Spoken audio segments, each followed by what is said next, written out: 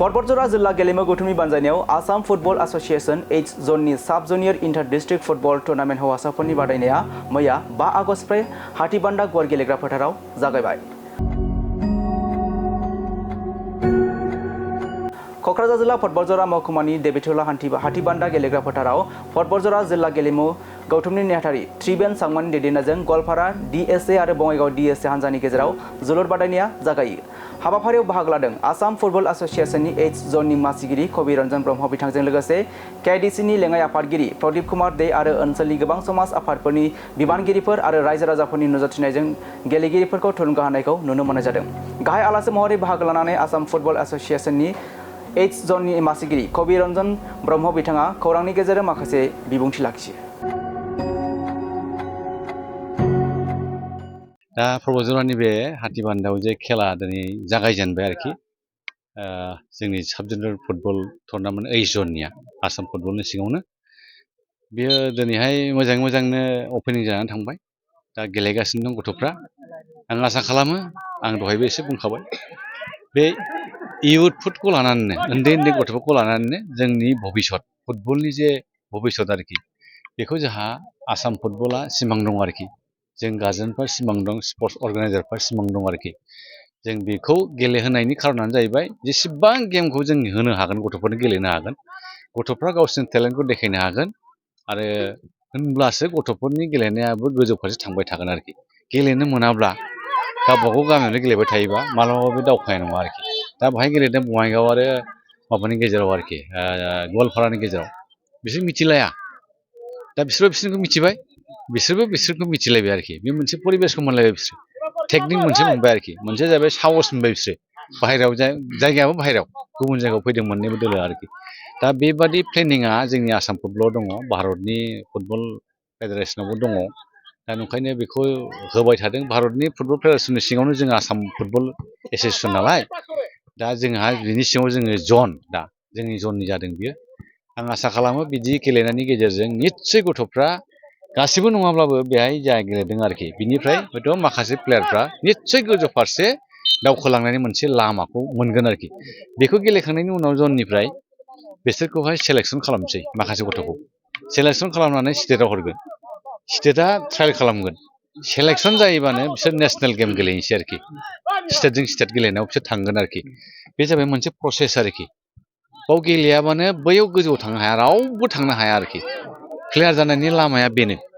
नों हाबथारनांगोन बेवहाय, होनबासो नोङो गोजौ फारसे थांनो हागोन। जों दा मिथियोना, नोंथांमोनाथ' मिथियो, जेनेबा नोङो हमना ला इण्डियान आइकन बा बाइचुं-भुटिया, दा जोङो रानिं प्लेयार हिसाबै सुनिल सेट्रि दंबाय थायो नङा होमबा, इण्डियान आइकन हिसाबै। बिसोरबो बे डिस्ट्रिक्ट फुटबल गेलेनानैसो गोजौ फारसे थांदों आरोखि। इन्टार डिस्ट्रिक्ट गेलेनायनिफ्राय सेलेक्सन जाबाय, स्टेटआव थांबाय, स्टेट गेलेहैबाय, नेसनेलाव थांबाय, बिनि उनाव नेसनेलाव सेलेक्सन खालामबाय, इण्डिया टीमाव थांबाय आरोखि। इन्टारनेसनेल प्लेयार जाहैबाय आरोखि। दा जोंनि प्लेयारफ्राबो नैबे लामायाव दा बे प्रसेसआव दं बे गथ'फ्रा। निस्सय बिनिफ्रायबो जोंहा आसा दङ मोजां प्लेयार ओंखारथारगोन आरोखि। लाइमोनफोरखौ खावलायनांगौआ बेनोल', जोङो स्पर्ट्स होननाय लोगो लोगोनो मोनसे गाव इन्जयमेन्टल' नङा, इन्टारटेनमेन्टल' नङा आरोखि स्पर्ट्सआ। दा फुटबल बे जेनेबा दा जों फुटबल नायगासिनो दङ। फुटबलखौ जों इन्जयमेन्टनि थाखायल' गेलेयाखै, मोनसे प्रफेसन हिसाबैबो लानांगोन। जेरै लेखाखौ नों लायो, आं इन्जिनियार जानो, आं डाक्टार जानो होननानै फराया होमबा, थिग फुटबलाबो आं बाइचुं-भुटिया जानो, आं सुनिल सेट्रि जानो, आं बाहेरा इन्टारनेसनेलखौ बुंथ'ला। खारन जोङो जोंनिखौनो जानो हाथ'वाखै। नोङो मेसिमनि खोथा रायलायनाय माथो जानो नङा होमबा। जों इण्डियानखौनो रायलायग्रोनांगोन। आं बाइचुं-भुटिया जानो, आं हलिचरनबो जानो, जेनेबा इण्डियान प्लेयार हलिचरनाबो, दुर्गा बर' जानो, बिदि टारगेटजोंसो जोंनि गथ'फ्रा गेलेनो उद्देस्यखौ लानांगोन, थांखिखौ लानांगोन आरोखि। आरो बेजों लोगोसे बे गथ'नि गार्जेन, बिमा-बिफा, बिसोर बे गथ'खौ गाइड खालामनांगोन। गथ'आ बबाव इन्टारेस्ट दं। जुदि फुटबल गेलेनायाव इन्टारेस्ट दंबा बिनि बिमा-बिफाया बेखौ गाइड खालामनांगोन। होनब्लानो बे सासे मोजां प्लेयार सानसेबाबो जाहैखाथारगोन आरोखि। आं बेखौनो खावलायगोन। ओंखायनो गार्जेनफ्राबो गथ'खौ गेलेनायाव मोजाङै सापर्ट खालामनांगौआ दायथ' दङ, जाहाथे दायथ'खौ लालायो आरोखि। आं बेखौनो दुरान्ड कापनि बेलाया जोङो दाखालि नर्थ इस्ट एफ सि जेनदों। बेखौहाय जोङो आंनि मथेबा आरोखि, आंनि बिजिरनायाव जों तुलना खालामनो हाया नर्थ इस्ट एफ सिजों बड'लेण्ड एफ सिजों।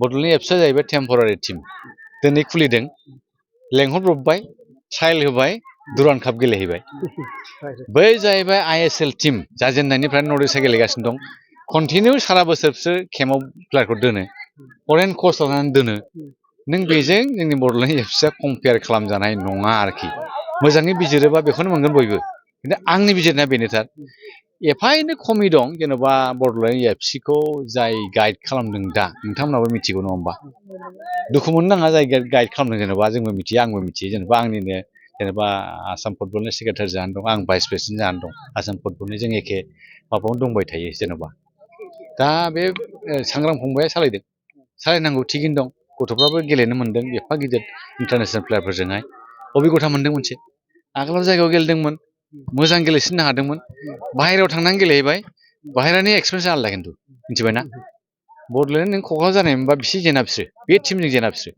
बेसेयाव गरसे गरनै जेनगोन जेननाया जेनगोन खिन्थु बेसेबां जेनामोन 6 गल खिन्थु बाहेरायाव गेलेनाय लोगो लोगो माइन्डसेटआ आलादा जायो बेबो मोनसे एक्सपिरियेन्ससो मिथिबाय बाहेरायाव गेलेनाया दा बे एक्सपिरियेन्सखौ जोंनि गथ'फ्रा मोनहैबाय गुवाहाटियाव थांनानै मिथिबाय दा नंखायनो आं खावलायनाया बेसो जोङो बड'लेण्ड एफसिखौ दोनबाय थानांगौ फोथांनानै खिन्थु मा मोजां मोनसे कमिटि दानानै बेखौ सालायनो थाखाय आरोखि क्लाबनि गोनांथिया एकदम दंथारो होनब्लासो मोजां सावरायनायनि गेजेरजों जोङो बे मा प्लेनिं लानानै जों बेखौ फोथांनानै दोननो हायो बोसोरसे कन्टिनिउ लांनांगोन नों बोसोर होनब्लासो बे बड'लेण्ड एफसिनि माबाया जे गेलेनायनि जे थांखि लादों बे जाफुंनायनि लामायाव थांगोन होननानै आं सानो आरोखि गाबोन गेलेगोनखौ आङो मोजां गेलेगोनखौनो आसा खालामो खारना जाहैबाय बड'लेण्ड एफसिनि बादै गुबुन 3 टिम बड'लेण्डखौ लाफानानै बारा बिदि एथ' माबा टिम नङा आरो गासिबो बड'लेण्ड एफसि बादिनो गासिबो आरो बे 3आ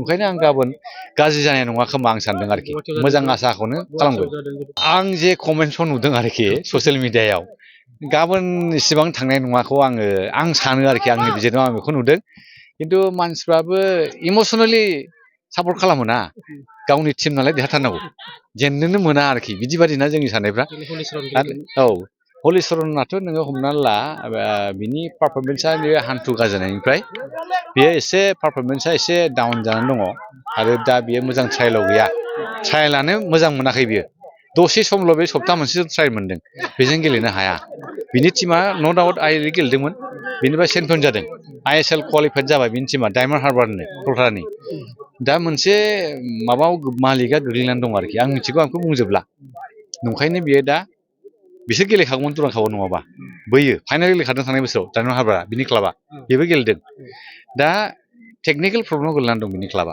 ओंखायनो बेयो बड'लेण्ड एफसिआव मानो ओरैनो थानो ट्रायल जायोना बेबो मोनसे दा जेनदों जानो हागौ पारफरमेन्स देखायनो हायाखै जानो हागौ दाखालि आरो हयथ' गाबोन निस्सय पारफरमेन्सआ हयथ' बेबो दाखालिनि तुलनायाव मोजां पारफरमेन्स होगोन होननानै आसा थियो आरोखि देरहागोन होननानै खिन्थु बिराद आसा खालामदोंमोन खिन्थु बिदि नङा जोंथ' मिथिखायो जोङो गेमखौनो दा अर्गानाइज खालामबाय थायो सिगांथ' प्लेयारखा सिगाङाव गेलेखायो हिसाबै जों मिथियो बिदि नङा आरोखि सासे प्लेयारा पारफरमेन्सआ सब समाय थाबाय थाया मोनफ्रोमबो खेलायाव मोजां गेलेनो हागोन बेबो नङा आरो गाबोन बेयो सारप्राइजलि मोजांबो गेलेनो हागौ आरोखि स्करबो खालामनो हागौ आरोखि होमबा नोङो जाय मानसिफ्रा बेखौहाय माबा बुंदोंमोन आरोखि दाखालि कमेन्ट्सफ्राव आरोखि मा बुंफिनगोन दाना बिदि जायो नङा होमबा ओंखायनो एसे एनालाइसिसखौ पजिटिभलि खालामोबा मोजां होननानै आं सानो आरोखि जानला मोनला इमसनेलि माबाखौ कमेन्ट्सफोरखौ होलाबायनो नाङा आरोखि होयोबा पजिटिभलि होनो साननांगौ आरोखि आंनि खावलायनाया बे आरो